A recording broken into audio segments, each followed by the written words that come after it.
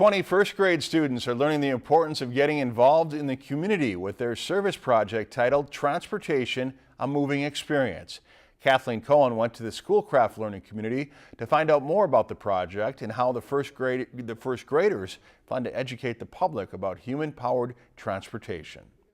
First grade students at Schoolcraft Learning are working on a project that will be displayed in downtown Bemidji thanks to a $5,000 grant from the Region 2 Arts Council and an additional $1,000 grant from the city of Bemidji. We are recreating the panels downtown Bemidji on those big black kiosks. They look like old phone booths. To inform our community about different modes of human-powered transportation. The project is hands-on and multifaceted.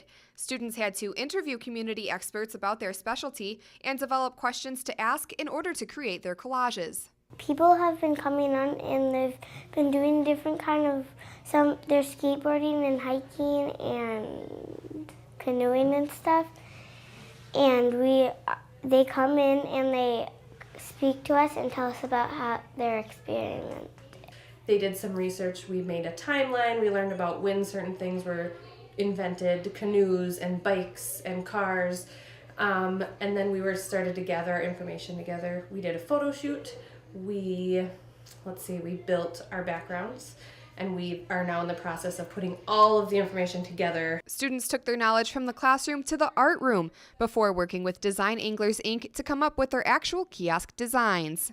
My part of the project that I did with the kids was just kind of talk about font and layout for advertising. Do you want font that's really crazy, or do you want font that's easy to read? We talked about the kiosks, and then I tried to explain to them, you don't just draw the picture, or you don't just magically make it happen. You start to put assets together. And so they learn about that creative process of creating a layout.